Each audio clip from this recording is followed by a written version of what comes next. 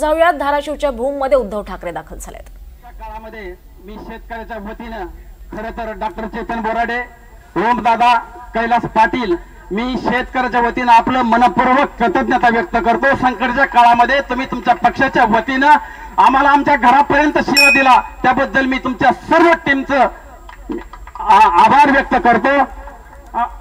साहेब 70% लोकांना मी जामतो शेतकरी सर, 70% लोकांना आजही रुपया मदत आलेली नाही। तुम्ही ते दादा म्हणता 2000 3000, 70% लोकांना बँकेच्या खात्यावर पैसे आलेले नाहीत। त्याला कारण दिली जातात, तुमचा फार्मर आयडी ऍक्टिव्ह नाही। तुम्हाला हजारो शेतकरी देतो, फार्मर आयडी ऍक्टिव्ह असतानाही त्याच्या खात्यावर रुपया जमा झालेला नाही। यादी सर फार्मर आयडीची दिगंबर गजरे, योजना बोरे, चंद्रकांत पाटील कुठे आहेत? फार्मर आयडी ऍक्टिव्ह आहेत, खात्यावर रुपये बी नाही।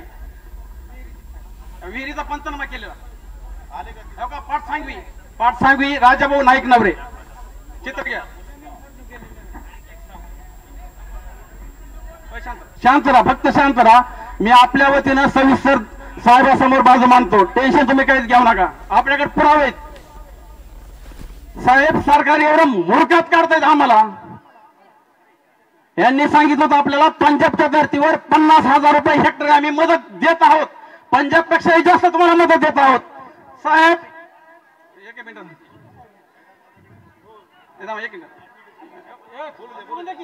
शांत राहा।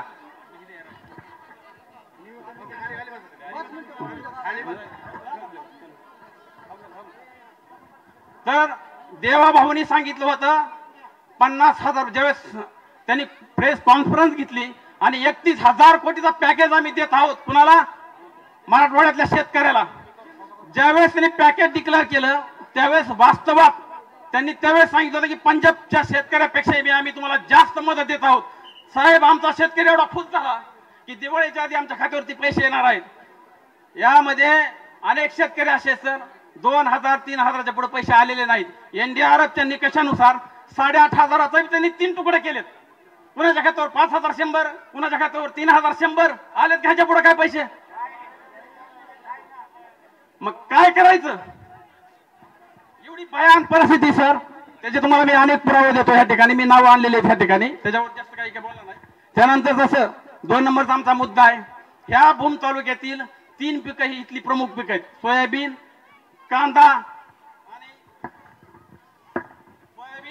कांदा, ऊस, तूर ही पिकं आहेत।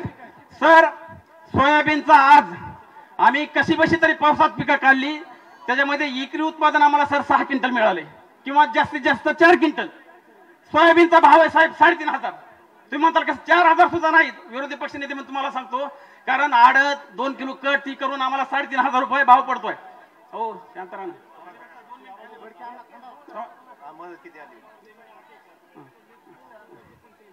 हो आहे, मी सांगतोय ना, ते आहे, मी सॅम्पल सांगितले त्याला, उदाहरण दिले। सोयाबीनचा भाव आहे साहेब 3,500 रुपये। आतापर्यंत शेतकऱ्याजवळ आता 1 क्विंटल माल शिल्लक नाही। सारा व्यापाराच्या खिशात त्यांनी माल घातला, जवळजवळ एकरी 20 ते 25,000 उत्पादन निघलंय, ती बी चुकून ज्यांनी थोडं लक्ष दिलं त्या शेतकऱ्याचं निघलेलं आहे, बाकी जर वाहून गेलेलं आहे पुरात। कारण 100 वर्षामध्ये इथं पाऊस असा झालाच नाही। तुम्ही ज्या हवेने आलात, हा हवा रातभर बंद होता हवे, आणि इथून फक्त 3 किलोमीटर उगम आहे, इथं अशी परिस्थिती होती, त्याच्यानंतर खाली काय परिस्थिती असेल? तर 3,500 रुपये भाव असताना सर कमीत कमी डोबल हिशोब सांगितला तर एकरी 25,000 रुपये खर्च आहे सोयाबीनचा, आणि आम्हाला पट्टी ती 22,000 रुपये। कसं जगायचं आम्ही? हमी भाव आहे किती सोयाबीनचा? हवा भाव 5,328 रुपये हमी भाव आहे। हमी केंद्र चालू करायचं डोक्यात शासनाच्या अजूनही नाही। 15 नोव्हेंबर पासून 15 नोव्हेंबर पासून हमी केंद्र चालू करायचं त्यांनी आश्वासन दिलंय, पण शेतकऱ्यापाशी 1 क्विंटल माल आज नाही, ही वास्तव आहे साहेब। त्याच्यानंतर कांदा इथलं प्रमुख पीक आहे। कांद्याची काय परिस्थिती? आज मार्केटचा भाव आहे साहेब 10 रुपये। कालचं मी मार्केट विचारलं सोलापूरला, नवीन कांद्याचा भाव हा 10 रुपये किलो आहे। मला तुम्ही सांगा साहेब, 2000 मध्ये मी ज्यावेळेस लहान होतो त्यावेळेस सोयाबीनचा दर 3,500 रुपये होता। 2025 मध्ये सोयाबीनचा दर 3,500च आहे। कांद्याचा दर 10 रुपये किलो होता 2000 मध्ये, 2025 मध्ये तो दर 10 रुपये आहे। साहेब आम्हाला जमिनीतला माती विकावा लागेल, माती। ही भयान परिस्थिती इथली सर, आम्ही कसं जगायचं? त्याच्यानंतर शांत राहा की, मी बोलतो ना, मी त्याच्यानंतर साहेब दूध इथला दूध हा प्रमुख व्यवसाय घेतला. भूम तालुका दुधाच्या बाबतीत महाराष्ट्रात 1 नंबरला अग्रेसर होता. आज दुधाची परिस्थिती अशी तर 25% दूध इथलं आलंय. का तर खुराकाचे भाव डबल झालेत आणि दुधाचे भाव 30-35च्या पुढे जायला तयार नाही. आणि सरकार तर सांगते सक्षम भारत केला पाहिजे. आज सक्षम भारत, समृद्ध भारत, पीक डबल केलं पाहिजे असं सरकारचं धोरण आहे. पण माझं स्पष्ट मत आहे, दूध साहेब आम्हाला भाव तुम्ही नका देऊ, पण त्याची दुधाची भेसळ करतात ना लोक 50%, ती कमी करा. आम्हाला आपोआप 70-80 रुपये भाव मिळतोय. ही ग्राउंड रिपोर्ट आहे, मला क्लिअर सांगतो. आम्हाला भाव देऊच नका, आम्हाला कर्जमाफी करूच नका. विरोधी पक्ष दादा तुम्हाला पण सांगतोय आम्हाला कर्जमाफी करू नका, कारण आमची जी खुली व्यवस्था आहे मार्केटमध्ये, जगाच्या बाजारपेठेत आम्हाला खुलं वाहू द्या. आम्ही कुणाच्याच बापाला भेट नाही. बरोबर आम्हाला भाव मिळतोय, बरोबर आपल्या बाजारपेठेला भाव मिळतोय. आणि सर्वात दुर्दैव शेवटचा मुद्दा सांगतोय, एक मिनिट 2000ची ज्यावेळेस मागची लोकसभा झाली त्याच्यामध्ये साहेब आपल्याला भरभरून यश दिलं. आम्ही सर्वांनी मतदान केलं, आपल्याला जागा भरपूर आल्या. 3च महिन्यामध्ये असं काय घडलं की तो आपला सारा पराभव झाला. साहेब आमचा ईव्हीएम आमचा काडीचा विश्वास नाही. बरोबर आहे का? बॅलेट पेपरवर निवडणुका घ्यायच्या की मशीनवर? हातवारी करा. बॅलेट पेपरवर निवडणूक घ्यायच्या का ईव्हीएम मशीनवर? वास्तव आहे साहेब. आणि शेवटी मी जाता साहेब, माझ्या लहानपणी जेव्हा माझा बापा कष्टकरी शेतकरी होता त्यावेळेस माझ्या बापाने दयापोरची एक मला कविता शिकवली होती. आज विषाद वाटतो कुणी राबवल्या मनामनाच्या बेड्या, आज विषाद वाटतो कुणी राबवल्या मनामनाच्या बेड्या, गाळात हत्तीचा कळप प्रतावा तशा देहाकांक्षा रुतलेल्या, शिळेखाली हात होता तरी नाही फोडला हंबररा. साहेब आम्ही कधीच हंबररा फोडला नाही, कधीच आम्ही वेदना कोणापुढे मांडल्या नाहीत, पण आज आम्ही तुमच्या समोर हंबररा फोडतोय. कारण शिळेखाली हात होता तरी नाही फोडला हंबररा. किती जन्माची कैद, कुणी निर्मिला हा कोंडवाडा. ह्या कोंडवाड्यातून बाहेर पाडायचं काम येण्या काळात विरोधी पक्ष म्हणून तुम्हाला करावं लागणार आहे. ही वास्तव आहे. राजकारण गेलं चुलीत.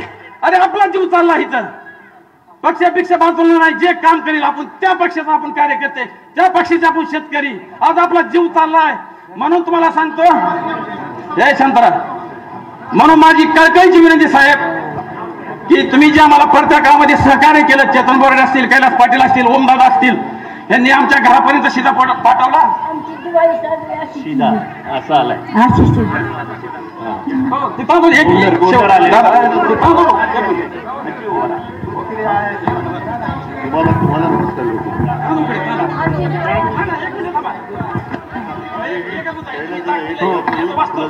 हॅलो असं साहेब, ही जी तांदूळ आहे ना 2009 पासून आम्ही आहे का, शेतकऱ्याची मुलं आमची सर्वांच्या शेतकऱ्याची मुले जिल्हा परिषदेच्या शाळेत आहेत. जिल्हा परिषद शाळेमध्ये पालन पोषण म्हणून उत्कृष्ट आहार म्हणून हा तांदूळ दिला जातो. हा उत्कृष्ट आहार आहे का हे तांदूळ? बुलेटिनमध्ये सुरुवातीला थेट जाऊया धाराशिवमध्ये. तिथं उद्धव ठाकरे बोलतायत. आणि नुकसान पूर्ण, आता ह्याच्या पलीकडे नुकसान आणखीन काय होणार? नुकसान झाल्यानंतर तुम्हाला 3 रुपये मिळतात, 6 रुपये मिळतात.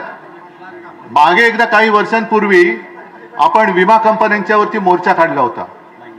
आता मी तुम्हाला सगळ्यांना एक विनंती करतोय की ज्यांना असे तुटपुंजे किंवा ही थट्टा आहे, कोणाला 3 रुपये 6 रुपये, ओमदादा, कैलास, तुम्ही सगळे प्रवीण तुम्ही सगळ्यांनी सगळ्या कार्यकर्त्यांनी सांगतोय की ज्या शेतकऱ्यांची फसवणूक होईल त्यांच्याकडनं या सगळ्या रिसीट, त्यांच्याकडनं या पावत्या घ्या. 6 रुपये मिळाले, 5 रुपये मिळाले, किती मिळायला पाहिजे होते, नुकसान भरपाईच्या पायी किती मिळायला पाहिजे होते. त्याच्यानंतर तुम्ही विमा कोणत्या कंपनीचा घेतला, कोणत्या योजनेची तुम्ही नोंदणी केली त्याची घ्या. आणि विमा कंपन्यांना आज सांगतोय की येत्या महिना 15 दिवसात ह्यांची पूर्ण नुकसान भरपाई द्या, नाहीतर सगळे शेतकरी तुमच्या ऑफिसमध्ये येऊन धडकल्याशिवाय राहणार नाही. असू दे, शहरात असतील तर आम्ही येऊ, शेतकऱ्यांना घेऊन येऊ. ही म्हणजे, आणि नाव काढायचं प्रधानमंत्री फसल, म्हणजे फसलात तुम्ही. फसल विमा म्हणजे फसवले गेलेत तुम्ही. फसल विमा फसलात ना, नावाप्रमाणे फसल, नावातच फसल आहे. आनंदाचा शिरा बंद, शिवभोजन चालू आहे का? शिवभोजनचे सुद्धा पैसे थकलेत. त्याच्यानंतर आनंदाचा शिरा बंद. सगळ्या दिवाळीमध्ये तर दिवाळी कशी गेली तुमची विचारूच नाही मी, कारण मुख्यमंत्री बोलले होते की दिवाळीच्या आत तुम्हाला पैसे देणार. आता मुख्यमंत्री कुठे आहेत? बिहार. मग शेतकरी इकडे उघड्यावरती पडलाय आणि मुख्यमंत्री आमचे बिहारला. कैसन बा? हा ठीक आहे ना बा. अरे तुझा बा बसलाय ना इकडे, हा इकडे शेतकरी बसलाय ना. आणि एवढंच नाही, तर मुख्यमंत्री माझ्याकडे तो व्हिडिओ आहे, तुमच्याकडे पण असेल, तिथल्या जाहीर सभेत सांगतायत की एक मैं बात आपको बताता हूं, असं मुख्यमंत्री बोलतायत की पंतप्रधानांचं सगळ्या राज्यांवरती प्रेम आहे, लेकिन अंदर की बात, आता यांना अंदर की बात बऱ्याच माहिती आहेत, अंदर की बात ये है की बिहारवरती पंतप्रधानांचं सगळ्यात जास्त प्रेम आहे. मग असे राज्यकर्ते तुम्हाला आम्हाला न्याय देतील? तुमचे नुकसान जे काय झालेलं आहे त्याच्यामध्ये वेळेवरती धावून येतील? लाडक्या बहिणींना सुद्धा मी विचारतो, तुम्हाला मिळत असतील पैसे? मी नाही म्हणत नाही, मिळतात की नाही मिळत? मिळतात ना. पहिल्यांदा किती मिळाले घरामध्ये? किती जणींना मिळाले? नाही, पहिल्यांदा सगळ्या जणींना देत होते. आता त्यांनी काय केलं? घरातील दोघी जणींना. म्हणजे बरं असं आहे, सरसंघचालक सांगतायत, जर एक मिनिट माझं बोलून होऊ दे. सरसंघचालक सांगतायत की जास्तीत जास्त अपत्य जन्माला घाला. मग एका घरामध्ये सासू आणि 2 सुना असतील, आई आणि 4 मुली असतील, अशा ज्या काही एकत्रित कुटुंब असेल तिकडे तुम्ही 2 जणींना देणार, म्हणजे कुटुंबात भांडणं कोण लावतंय? म्हणजेच काय मी मगाशी म्हटलं की आता आपल्या राज्याला विरोधी पक्ष नेता नाहीये का? तर म्हणे तसं संविधानात अशी तरतूद नाही, अशा गोष्टी कराव्या लागतात. मग संविधानात नसलेले उपमुख्यमंत्री सुद्धा नाहीये. म्हणजेच कोण आहे? एक आहे अनर्थ मंत्री, एक नगर विकास मंत्री आणि तिसरे गृहकला मंत्री, घराघरात भांडणं लावणारे. आपली जी मागणी आहे ती मी सोडणार नाही, फक्त तुम्ही साथ देणार आहात की तेवढं सांगायचं. जी तुमची मागणी आहे, माझी मागणी नाहीये, ही मी शेतकऱ्यासाठी लढतोय. हेक्टरी 50,000 रुपये मिळालेच पाहिजेत, बरोबर? आणि जून मधली कर्जमाफी तुम्हाला मान्य आहे का? आणि आत्ता रोग झालाय, आत्ता आजारी आहे माणूस, त्याला आत्ता औषध दे ना. जून मध्ये काय? बरं ठीक आहे, जून मध्ये कर्जमाफी करणार ना, मान्य. पण जून पर्यंतचे हप्ते भरायचे की नाही भरायचे? याचं उत्तर आहे. बरं आता खरीपचा झाला, रब्बीचा हंगाम येणार, कर्ज लागणार की नाही लागणार? आधी डोक्यावरचं कर्ज फेडल्यात सगळ्यांनी. अजित पवार म्हणतात तुम्हाला सगळंच कसं फुकट द्यायचं, हातपाय हलवा जरा. मी मगाशी म्हटलं शेतकरी हातपाय हलवतात, तुम्ही काय हलवायचं ते ठरवा आधी. म्हणजे तुम्ही सुद्धा हात ओलांडून सही करा ना कर्जमाफी होती, असं माझं म्हणणं आहे. असं माझं म्हणणं आहे. माझा शेतकरी हातपाय हलवतोय. आणि आता अनिल दादा, तुम्ही जे सांगितलं आम्हाला कर्जमाफी नको का, आम्हाला हमी भाव द्या, आम्हाला तुमच्या उपकाराची गरजच नाही.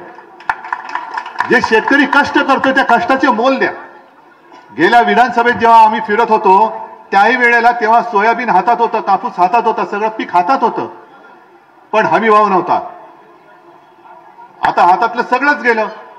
म्हणजे गेल्या वेळेला शेतकऱ्यांनी जी मदत केली, जी मेहनत केली, त्या मेहनतीचं सुद्धा तुम्ही दाम देऊ शकले नाही हे सरकार. ना कापसाला हमी भाव देऊ शकले, ना सोयाबीनला देऊ शकले त्यावेळेला जो पाहिजे होता तो. आणि आता तर सगळंच गेले. मग शेतकऱ्यांनी करायचं काय? शेतकरी काय भिकारी नाहीये. शेतकरी काय भीक मागायला या अजित पवार आणि या सरकारच्या दारी नाही आलेला. शेतकरी आपल्या हक्काचा दाम मागतोय. तो जर का त्याला मिळवून दिला तर शेतकरी तुमच्याकडे सारखा का फुकट घेणारा तो काय भाजपचा सभासद नाहीये की आम्हाला द्या म्हणजे 50 खोके घेतो आणि भाजपा देतो. नकोय आम्हाला तुमचे खोके नकोय, आम्हाला आमच्या घामाचा पैसा पाहिजे. हा माझा कष्टकरी शेतकरी आहे, जगाचा पोशिंदा आहे. आणि त्या शेतकऱ्याला 50,000 रुपये हेक्टरी मिळालेच पाहिजेत. आणि कर्जमुक्ती ती सुद्धा लवकरात लवकर आणि विम्याचे सुद्धा पैसे मिळालेच पाहिजेत. म्हणून मी आता रस्त्यावरती उतरलेलो आहे. मध्ये आपण एक संभाजीनगरला मोर्चा काढला, पण आता जेव्हा मी तुम्हाला हात देईन तेव्हा तुम्ही सगळे शेतकरी म्हणून एकवटले पाहिजेत. आहे तयारी? कारण आता हे सरकार जशा निवडणुका येतील तसं हिंदू मुस्लिम करायला लागले. मग हिंदू मुस्लिम केल्यानंतर मराठी अमराठी करायला लागले. मग मराठीमध्ये सुद्धा मराठे तर करायला लागले. म्हणजे तुम्ही आम्ही एकमेकाची टाळकी फोडायची आणि मस्त तेल मालिश करून झोपा काढायच्या. तुम्हाला आता शेतकऱ्याची ताकद दाखवायला पाहिजे. जर तुम्ही आता परत फसणार असाल तर मग तुम्हाला कोणी वाली राहणार नाहीये. निवडणुका येतील, निवडणुका जातील, सरकार येईल, सरकार जाईल, पण सरकार असं पाहिजे की माझ्या शेतकऱ्याचं ते पालक म्हणून तिकडे वावरलं पाहिजे. शेतकऱ्याचा पालक राहिला पाहिजे. आणि जो नांगर तुम्ही जमिनीवर फिरून नांगरता ना तेवढी धमक तुमची पाहिजे. या सरकारची सुद्धा ही नाचलेली कुजलेली वृत्ती आहे, ती सुद्धा तुमच्या एकजुटीच्या नांगराने जोपर्यंत तुम्ही नांगरून टाकत नाही तोपर्यंत सरकार तुम्हाला दाद देणार नाही. आम्ही तुमच्या सोबत आहोतच. पूर आला तेव्हा हे सगळे स्वतःच्या जीवाची पर्वा न करता तुमच्या सोबत उतरले होते. आलो होतं कोण? सरकार दरबारी जे काय आहेत त्यातलं एक तरी कोण आला होता? बरं, केंद्राचं पथक आता आले असं म्हणतात, पाहिलंय?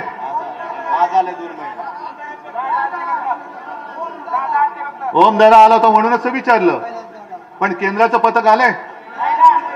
आता मी फोटो बघितले, रात्रीचे फिरतात टॉर्च घेऊन केंद्राचं पथक. नुकसान कुठे झालं, नुकसान कुठे झालं. आणि 2 का 3 दिवसाचा केंद्रीय पथकाचा दौरा आहे. 2-3 दिवसात काय कळणार आहे? आणि इतक्या दिवसांनी म्हणजे मग गावोगावी बोर्ड लावा, जिकडे केंद्राचं पथक येणार नाही तिकडे बोर्ड लावा, केंद्राचं पथक दाखवा आणि 100 रुपये मिळवा. ही कोणती पद्धत आहे? ही कोणतं सरकार आहे? आणि म्हणून मी परत तुमच्यासाठी आलेलो आहे की जी इतिहासातली सगळ्यात मोठी पॅकेजची घोषणा आपल्या मुख्यमंत्र्यांनी केली, त्या मुख्यमंत्र्यांनी सांगायला आलेले की हे तुमचे सगळं थोतांडे ते बंद करा. शेतकरी आज बोलत नाहीये कारण त्याला तुमच्याबद्दल एक आपुलकी वाटते. आपलं सरकार आहे, आपला महाराष्ट्र आहे. पण याचा अर्थ असा नाहीये की माझा शेतकरी हा नामर्द आहे. त्याला उठवू नका, त्याला पेटवू नका, त्याला चेतवू नका.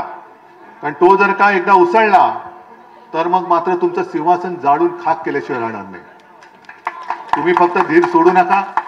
हे सगळे जे काय आहेत ना, अनिल दादा तुम्हाला आता जबाबदारी देतो. तुम्ही सगळ्यांच्या या सगळ्या गोष्टी ज्या आहेत, मगाशी त्या ताई कुठे असतील आपल्यासोबत, त्यांनी जाहीर केलेली, या ताईने मगाशी यादीच दिली की मदत जाहीर किती झाले आणि दर एकरी आणि हेक्टरी प्रत्यक्षात किती पैसे मिळाले.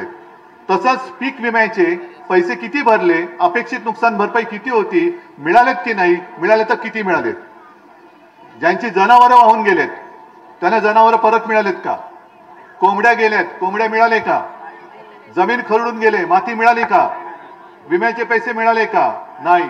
मग सगळंच नाही म्हणणार असाल तर मग या दगाबाज सरकारची तुम्हाला दगाबाजी करावीच लागेल. आता निवडणुका आल्यानंतर त्यांनी काय केले, आम्ही कर्जमाफी करणार आहोत पण कधी?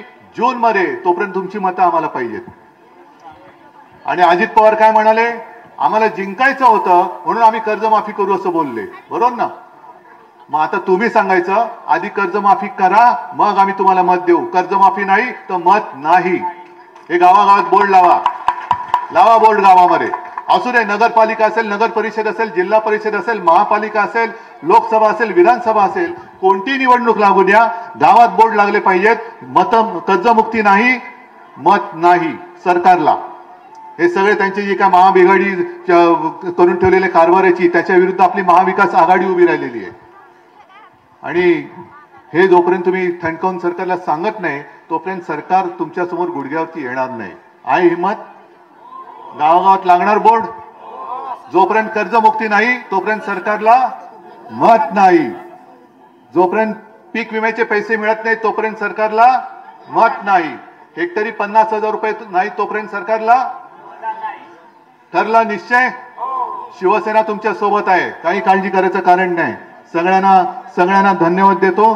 जय हिंद, जय महाराष्ट्र.